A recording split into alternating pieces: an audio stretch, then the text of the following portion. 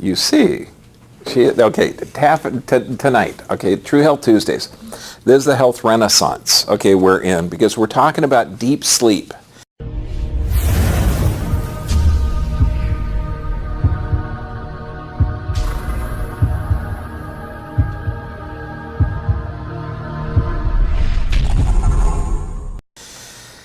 Restorative sleep. And I wish I had the quote from Henry V, because if anyone's ever seen Kenneth Branagh's Henry V, it's one of my favorite movies. If I'm ever feeling down, I go back there and watch that. And he's walking around these campfires, and he's looking at these people, and just as regular soldiers, and he thinks, oh God, if I could only sleep. Full belly and a clear mind, a deep, restful sleep. I mean, his longing is incredible. Today we have to, because this is one thing on vaccines, because they are forcing vaccines on us, okay? And the Nazis tried to do forced medical procedures, and it didn't work out too well. It turns out that we should have a sovereign right of our own body. Now, what's shocking is I actually wrote, we were trying to get some stories because we've got, one of our patients is an attorney, and they're actually suing the state for that it's illegal and it's morally reprehensible to force medical procedures on your own body. And so here I'm writing this. Please give us your story at why you want control of the medical procedures done to you. And I thought, this is so wacko that I would have to even write this. But it turns out that federal law, they had a thing where somebody was attacking, he was diagnosed HIV positive, and he was going after people with an HIV blood-filled needle. And they viewed it as an assault. So it turns out that if someone's assaulting you with a medical procedure without completely informed consent that you sign off for, that's illegal. So, there are some precedents. Just know that it's absolutely insane, but 30% of the population of California is for it. Not having a choice, which means, if I had a picture of some creature putting their head in the sand and letting the whole world go on, that's insane. You need to be responsible for yourself. Okay, now, is our society sleep deprived? My God, there's a coffee shop on every corner, okay? You got Diedrich, Starbucks, everything else. So that's a clue, but also sleep deprivation. It's one of the few tortures that's phenomenally effective. You can interrupt someone's sleep and actually drive them insane. So when we start looking at this, what's the medical, what happens? Okay, under sleep deprivation, your body goes into this fight or flight state. Like we just had this new patient yesterday, beautiful 39-year-old gal, healthy, jogs a lot, wonderful, reverse curve in her neck, torn, and her honey was saying, look, she just never sleeps. She can't sleep at all. No kidding, she's in a sympathetic dominant state or fight or flight. Now what happens when you're in short-term sleep deprivation, this is the same thing as that fight or flight state. Now, obviously, there's going to be stress hormones, but you need LDL cholesterol. Now, why would you need LDL cholesterol if you're in a stress state? Cholesterol heals? Cholesterol heals. It's a good anti-inflammatory. It's also the precursor to every hormone you make. So knowing that you're going to need to get some adrenaline, noradrenaline, epinephrine, norepinephrine, you're going to need some cortisol, you're going to need all the stress hormones. Oh my gosh, you're not going to want to produce a lot of progesterone because that's an immune system, and you mainly want to survive. Now you're going to want a lot of energy too, so blood sugar is going to be elevated. Blood supply to the gut's going to shut down. What's interesting, it's the exact same thing that happens under physical, chemical, and emotional stress. So if you're having a sleep problem or sleep deprivation issue, it's the same thing as if you were in a traffic accident. It's the same thing as if you're emotionally stressed. It's the same thing as if you're eating breakfast and lunch at McDonald's. The chemical stress, okay, just had to walk you through that one. But this is all normal. So now when you look at our society, we're going to talk next week about non-communicable diseases, NCDs. And you may not have heard that term, but these are diseases that are rampant. They're going to bankrupt our country, except it's not something you catch. It's something you earn. Now, if I was to say you're going to earn heart disease, you can earn diabetes, you can earn cancer. Okay, these are not genetic, and you can't catch them. You know, stay away from that guy who's got sleep deprivation, you can catch it. No, that sounds foolish. Okay, but when you look at this, in a normal stress response, blood pressure goes up. In a normal stress response, blood pressure goes up, yes or yes? Okay, and it has to. That's a normal response.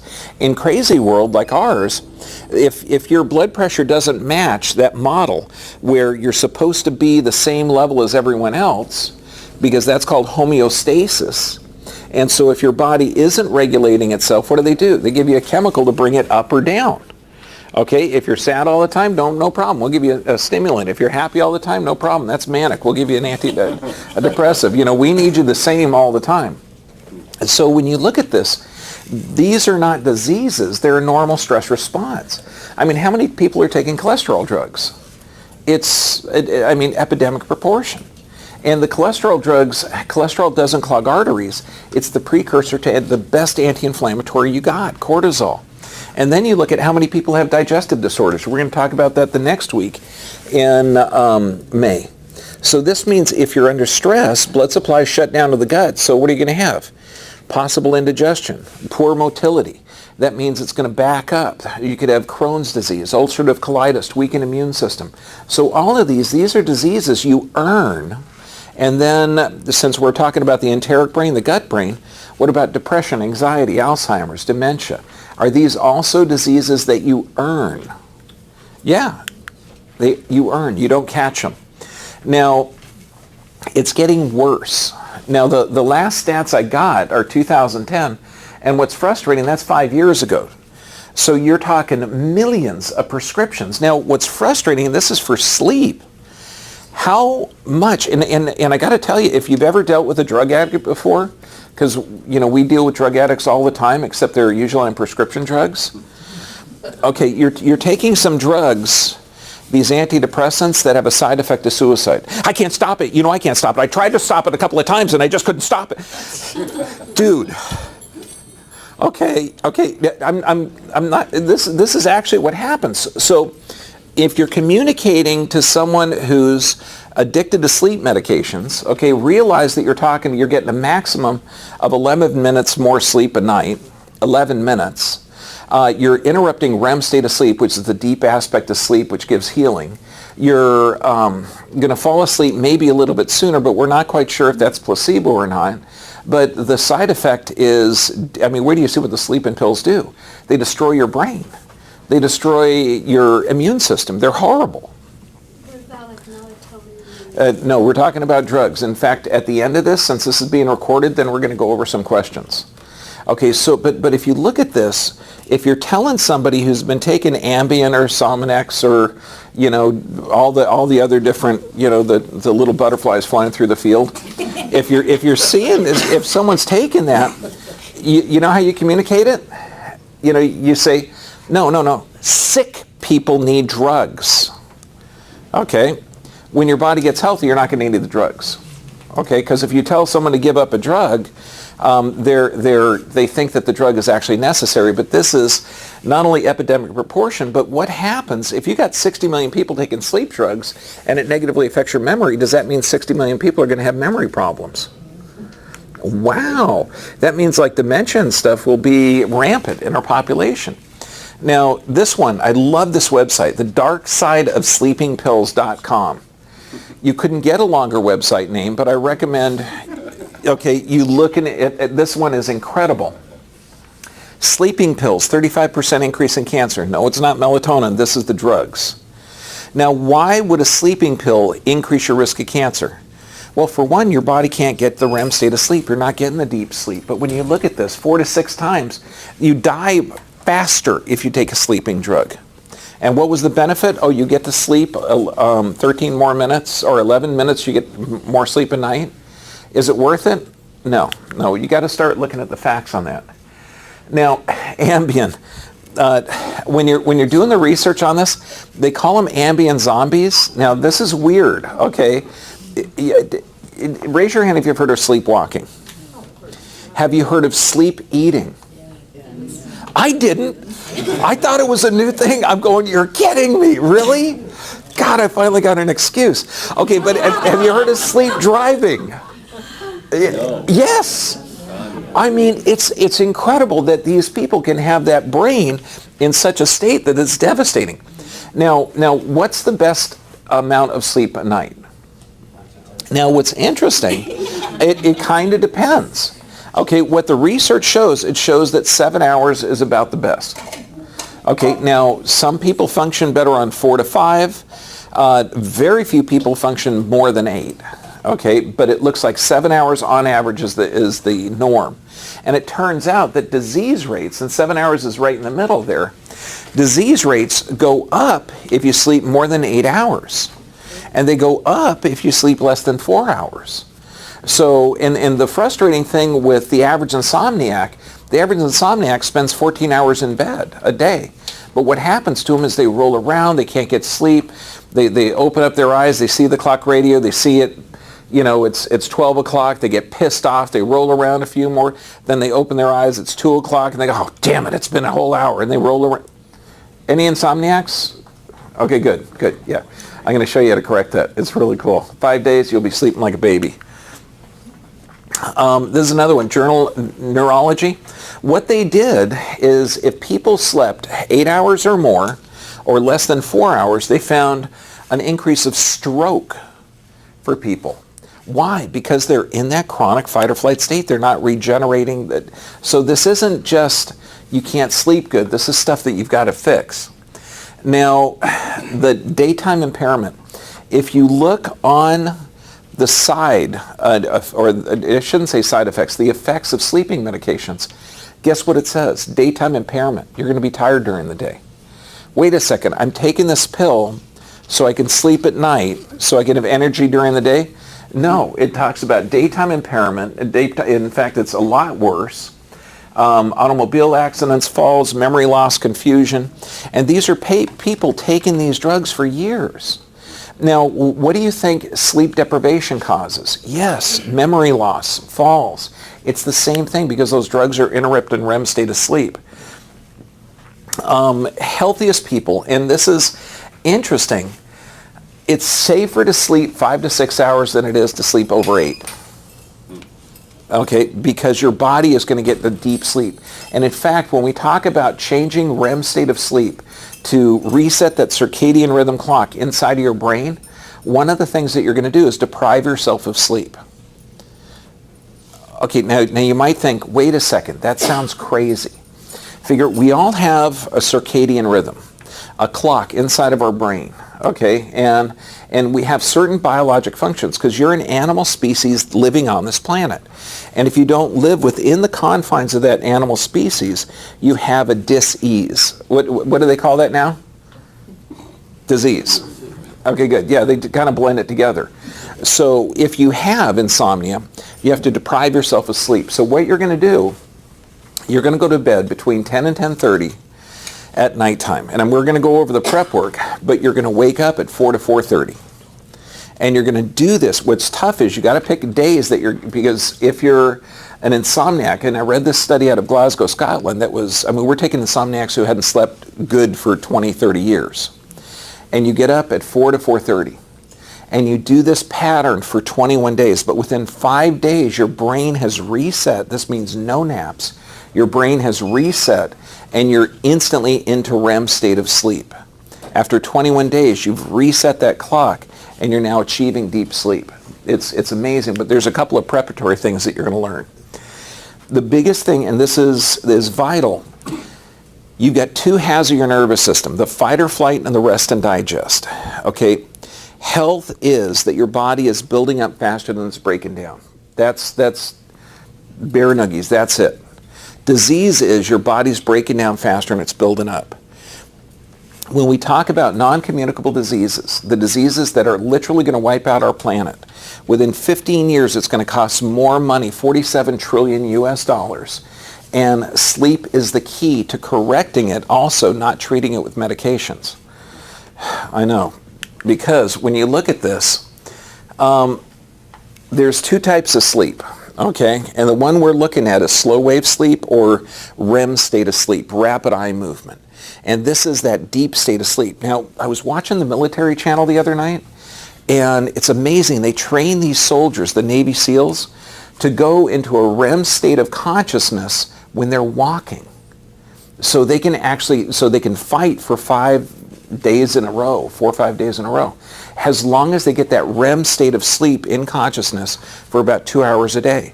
So they don't need to be sleeping, but they can get their brain in that state. And I'm going, oh my God, this is amazing. I mean, who would think that you'd find some information on a sleep lecture watching the military channel? I thought it was totally cool. Okay, but when you look at it, people who work nights have a higher rate of disease. This is why they call it the graveyard shift, because between 11 and 1 o'clock, this is when your gallbladder secretes. This is when you start to absorb healthy fats. So your body has that circadian rhythm that you need to get into in order to have your body function correctly. And if you're not getting that circadian rhythm, your body breaks down. Does that make sense? Yeah. Now, you must be asleep between 11 and 1. Now, the tough part with this is if you're not asleep between, like let's say you watch the news, okay? Now, if you're watching TV, have you ever seen a hypnotist? Okay, what do they do? Okay, kind of, put you to sleep. But what I'm going to do, I'm giving you a rhythmic image. And what the television does is it vibrates at about 60 cycles a second.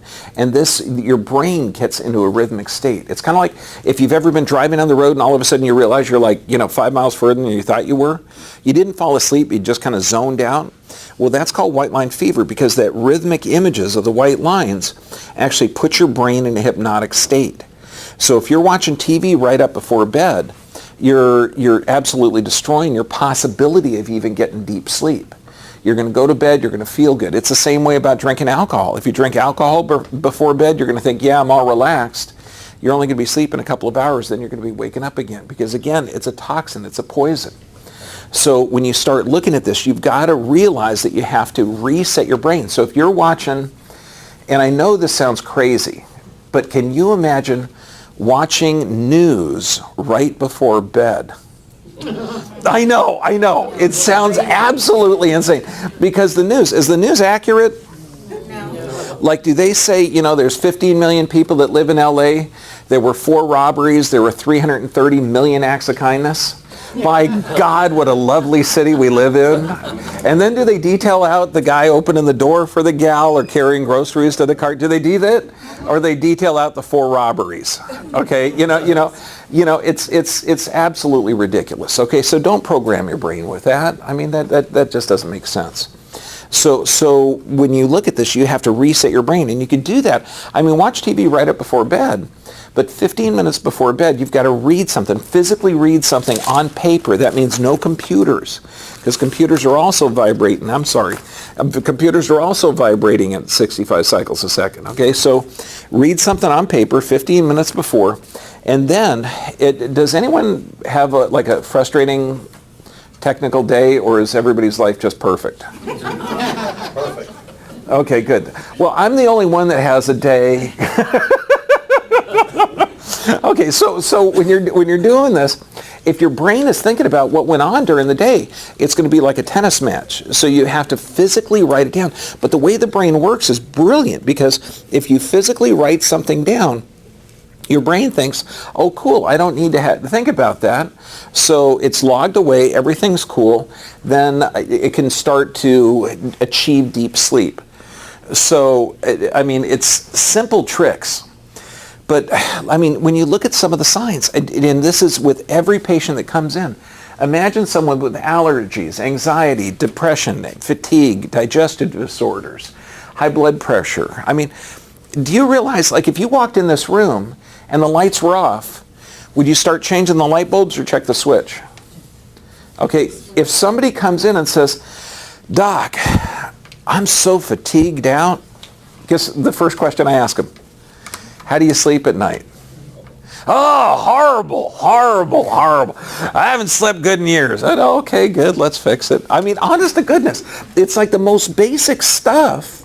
It will answer the questions. I mean, when you look at this, Parkinson's disease. Now, why would Alzheimer's disease? Why would multiple sclerosis? Think of this. These are all diseases where the body is breaking down faster and it's building up. And if it is, and we know that the body builds up during the day, during the evening, this is when your system, your rest, digest, and repair system, start to initiate or start to work.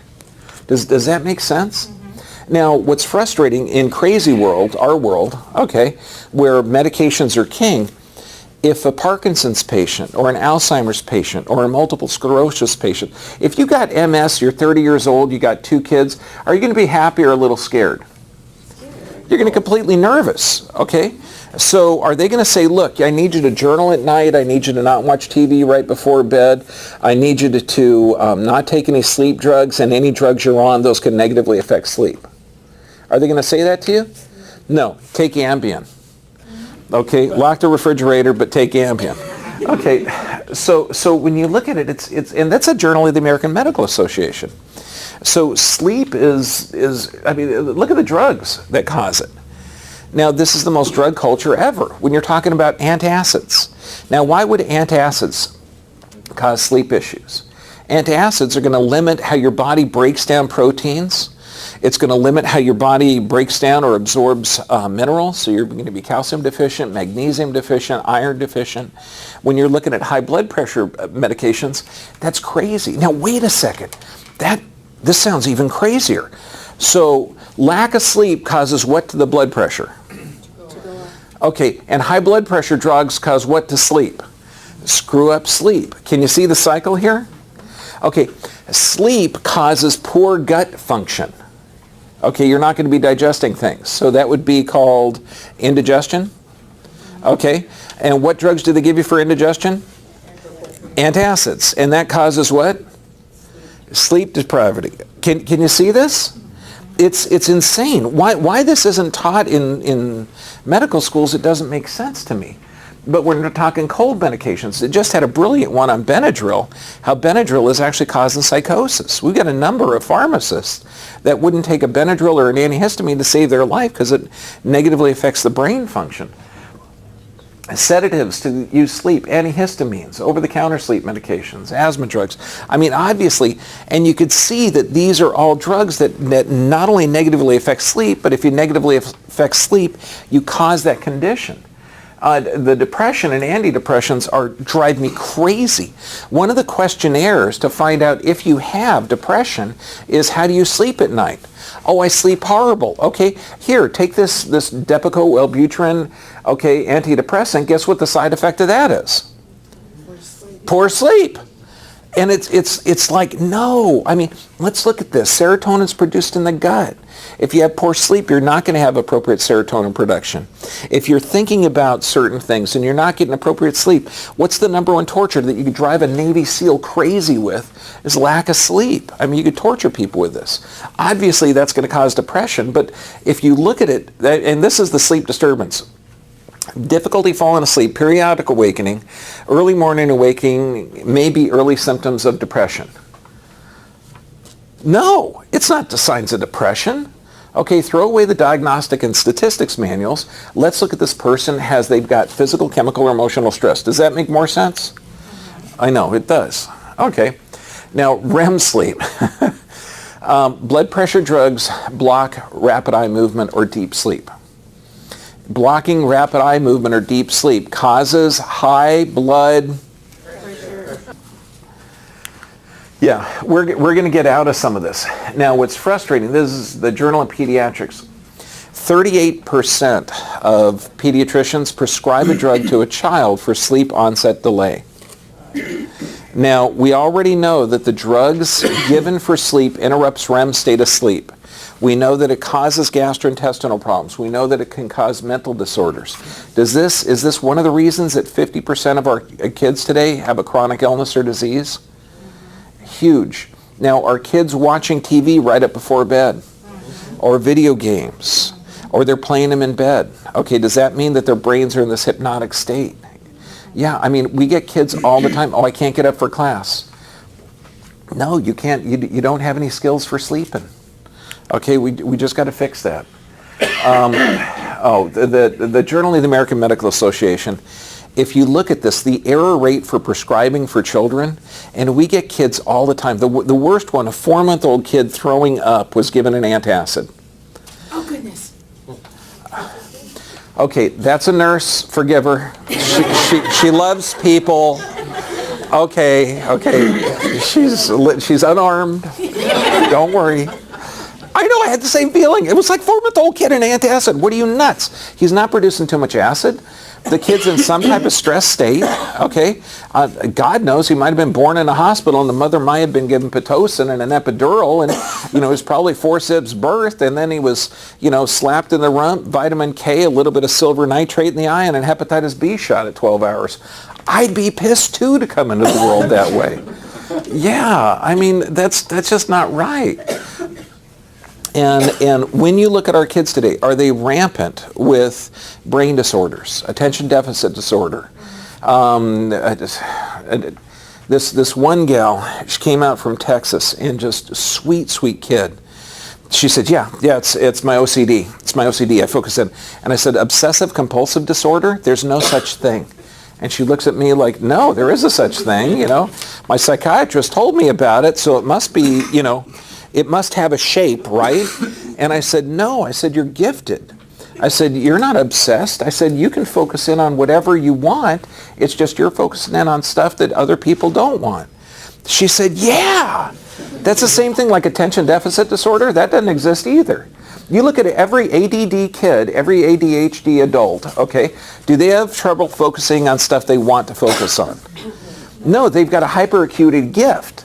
All they got to do is learn how to focus it, and they're phenomenally successful. It's ignorant to say that exists. Yeah, and this is why sleep is so vital for kids. So when you go home and you learn these techniques, you got to teach them to your kids, you got to teach them to the grandkids, you got to teach them to the neighbors' kids. I mean, sleep problems with ADHD? No, it's not. Think of this. If a kid is not sleeping correctly, what happens to their gut function? Good or decreased? Decreased. What happens to their autonomic activity? Are they stuck in a fight or flight? Of course they are. They'd be great at paintball, but they'd suck at sleep. Okay, so when you look at this, I mean, it just makes sense. Attention deficit hyperactivity disorder doesn't exist. It's the person adapting to physical, chemical, and emotional stress. If you look at this, what does ADHD weigh? What's the shape of it? Can you catch it? No, these are one of those diseases, the mental disorders that's affecting our kids that you got to actually earn. Okay, so I had to bring this up. Okay, now this gal came in this week. Now get this. Okay, 88 years old. She was hit by a car in 1979, severing one of her legs.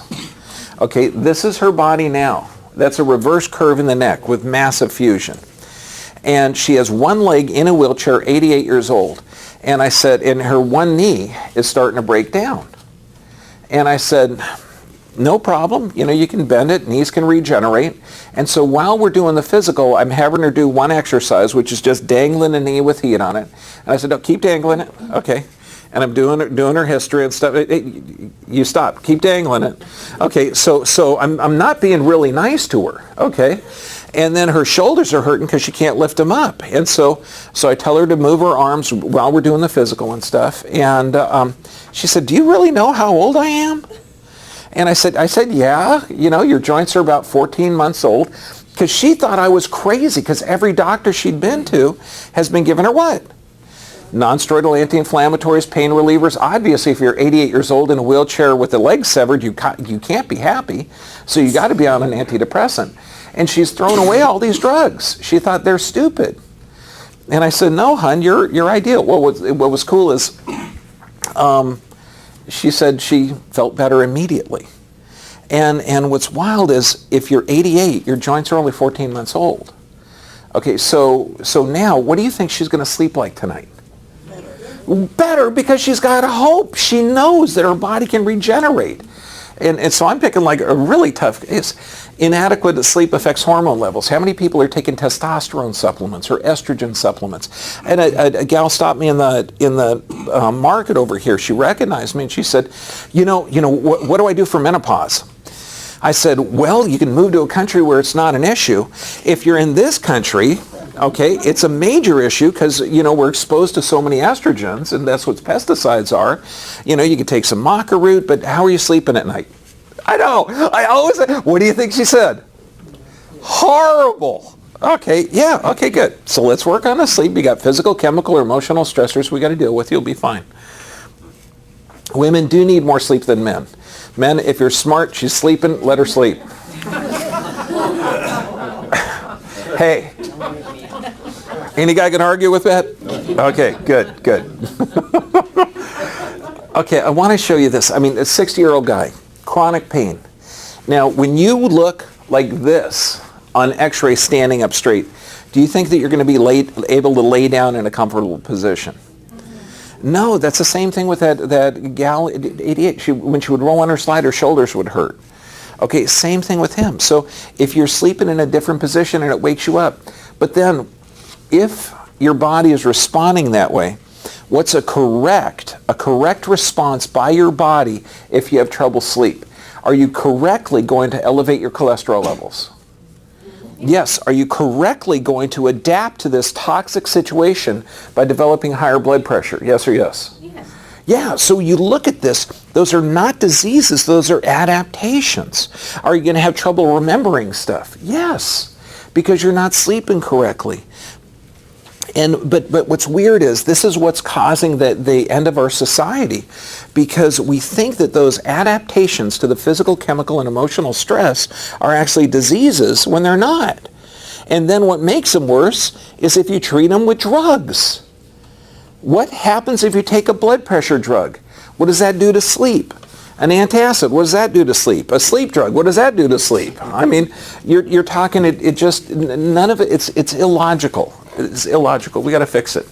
Oh, within 2 weeks he was sleeping good. That's him 90 days later. Okay, so cool. Now this is the cure, okay, for insomnia. Deprive yourself of sleep, but do it quickly. Okay, it takes 21 days to reset the clock in your brain. Within 5 days, you'll be sleeping like a baby, guaranteed. First, you've got to solve the physical, chemical, and emotional stressors. Okay, find out what physical, chemical, and emotional stressors. If there's a physical stress, get your body x-rayed, find out the pressure on the nervous system. If there's emotional stress, you have to journal. And journaling at nighttime settles your brain. And has anyone in here ever journaled? Raise your hand if you journal. Okay, so a quarter of the audience. Okay, so let me explain what journaling is. It's not going to be read by anybody. You don't even need to read it. It could be a quarter page. It could be a full page. You don't want to do like a novel. Okay, and it's just like, had a really crazy day today. I yelled at, the owner of the building. I had a patient that didn't listen to me, but I had 4 patients that did, and it was really cool. And I'm looking forward to getting my son out here who's lost his passport in the Philippines, and he doesn't know where the hell it is, and he's stuck over there for 3 weeks until he finds.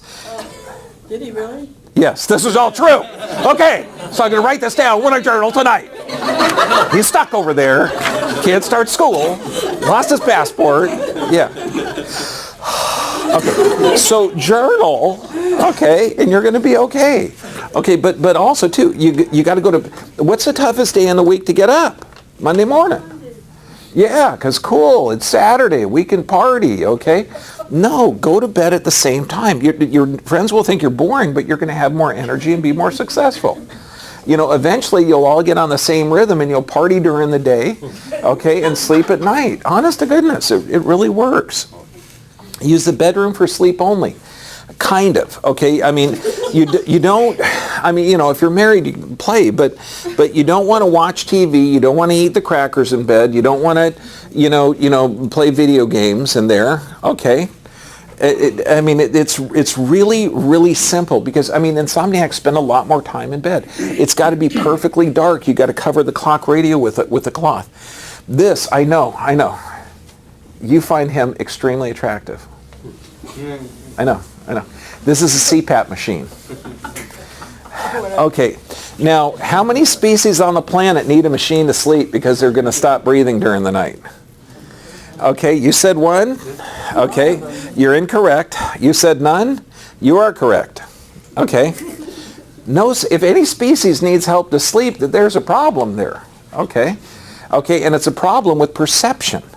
You've got a cardiac and respiratory center at the base of the neck. You've got a sensor in your neck that governs the diaphragm function. Your sleep patterns are going to be interrupted under stress. What kind of stress? Physical, chemical, or emotional stress. This is a travesty. People are going in there saying, let's do a sleep study on you. I'm going to check your breathing during the sleep, okay? Oh, did you know that you stop breathing, okay, about 10 times during the night? And that means you might stop breathing and not wake up again. So here, you need this machine. Okay, that's crazy world. Okay, 50 years from now, do you know what they're going to say? You're having trouble sleeping? You got to have physical, chemical, or emotional stress. Let's find out those stressors because you're a normal human being and sleep is normal for you. Okay, I'm not going to do a test and see how many times you stop breathing throughout the night. That's kind of stupid. Okay, what we are going to do, we're going to check your nervous system. We're going to check the physical, chemical, and emotional stressors in your life to make sure that your body is functioning correctly. Nobody has a problem with this sleep. And this is why you're finding extremely obese people are going to have problems with breathing. People that have office work, why? Because their head's forward and this is the nerve to the diaphragm. People that have been in auto accidents, okay, are going to have problems with breathing. This is all a clue to the body's physical, chemical, or emotional stressors. Does that make sense? I look at this thing as just the same way. Even say sleep on your side, elevate your bed, maintain regular sleep hours, all of these will help. But wait a second, if you sleep on your side, what are you doing? You're changing the pressure on the nervous system. If you elevate your head, you're changing the pressure on the nervous system. You're changing proprioception. So all of these things, instead of doing silly things, find the actual cause. Okay, now this is on your sheet. These are the things you got to not do. And it seems basically simple, okay? Nervous system checked, medications, find out why they gave them. Sick people need drugs. But what's weird is if a healthy person takes a drug, what happens to them? They get sick. They get sick. Now, since most of these diseases are non-communicable diseases, they're diseases that you actually earn. This is why you're taking the drugs, okay? As your body gets healthy and you do those lifestyle changes, okay, you better start monitoring the medication. So talk to the drug guy that gave you the drugs and say, hey, by the way, my body's getting healthier. How do I get off of them? Okay, or talk to the chiropractor and he'll give you a plan to show you. Because if you're taking blood pressure drugs and your blood pressure's too low, guess what happens to oxygen in the brain? Goes too low. It's bad for you. Okay, this is why dementia and Alzheimer's dementia is at 4 times the cost of cancer in this country. Erratic sleep patterns, overactive mind, this means the journaling before bed, watching TV, make sure you read something, alcohol, caffeine, lack of cardio. If you do a nice little walk after dinner, you'd be amazed at what that does for the lymph flow. If you live in Missouri and it's wintertime, it'll be a little cold. So, don't. And these tricks, these are tricks for deep sleep. And I know it's small up there. That's why I put it on your sheet. And if you're watching this on YouTube, these are all, you can get the handouts on deep sleep. I'll get you a handout. Okay. And it's weird, but when you look at it, white noise. Okay, luckily I live next to the ocean, and there's a road right next to the ocean, and both sound like water. It's true. Anyone live next to a freeway? I grew up next to the freeway. It sounded just like the ocean. Okay, it's got to be completely dark, no TV. Read something, yeah. If you're going to read something before bed, make sure it is not Zane Grey. Okay, you read Zane Grey when you were a teenager too. Okay, yeah. And he picked her up in his arms, and it was like, holy moly. No, you want to read something like the Book of Numbers, okay? Ezra begat this, begat that. I'm telling you, okay, because there's some far out exciting parts of the Bible. That's not one of them. You know, keep it nice and cool. Protein straight, a hot bath or hot shower is phenomenal. And again, this is for all the insomniacs. Okay, you're going to change your sleep patterns, so you have to prep. It's like training. If your brain has been messed up and you haven't gotten deep sleep for years, you have to train for it. And it's going to take that prep work before bed. You're going to have to take a hot shower. You're going to have to physically read something. You're going to have to go to bed at 10 to 10:30. You're going to have to get up at 4 to 4:30. You're going to have to get your nervous system checked. All of this stuff, but the reward is incredible. Your body will actually work right. I mean, it's phenomenal, the rewards. This is, and I know this sounds, this is what we put up on every talk, and it seems too simple. You need to have your nervous system checked. You need regular exercise, nutrition, sufficient rest. Rest is when your body regenerates. Does that make sense? Okay, good. And you need to have prayer and meditation, and that's phenomenal. I mean, if you have a connection with a power greater than yourself, there's nothing better. Now, next week, we're going to talk about non-communicable diseases, and I'm going to show you how to recover from them. And also, when you... I was actually doing some research today on this. Oh my gosh. They were saying that it's so tough for the pharmaceutical industry because they don't have enough R&D in this area. And that they need, a lot of their drugs, their patents are running out. And I'm going, are you serious? The largest industry in the world, the one that's responsible for more deaths than any war on the planet? Okay, and these guys are in need of money? Good. Let them do a friggin' bake sale for cholesterol drugs. Okay, then we're going to talk about Crohn's disease. Then we're going to talk about adrenal fatigue and the thyroid. So we got an exciting month. So thank you very much.